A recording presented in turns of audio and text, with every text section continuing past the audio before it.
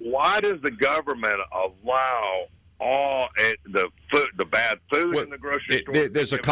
There's several reasons. Number one is the FDA is flooded, and they often have to rely on studies that are promoted by the company who's trying to sell the product. And they don't have time to do as many independent studies as they should. Secondly, in America, we treat executives different than they do in other countries. In other countries, that person could be actually charged with a crime. And many of these people who are head executives of companies have some criminal liability. Here in the United States, that's not the case. It's all civil. So there's a lot of reasons companies, and they're making money on these products, by the way. They're making a fortune. And sometimes they don't know themselves and find out later, and they hide it. That happens a lot. That happened to FinFin, happened in several different, like asbestos. They try to hide the fact that it's dangerous because their sales are so good. So you have a combination of so many possibilities. But the real thing about the drugs, FDA is just does not have enough funding to do what they should be doing to getting drugs out.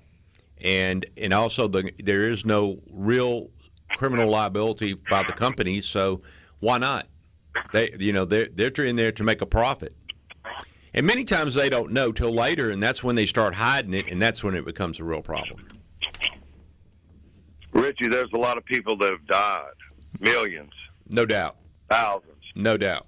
And, or wish they were dead. Or wish they were dead with little serious injuries. Wish they were dead. Yeah, and I'm going to tell you this, that as far as teaching law, we do outreach every once in a while. We do, go to small communities, get on the radio station, tell them come talk to us about any legal issue, talk about their insurance policies. And, of course, doing this radio program, I do this one, I do one other.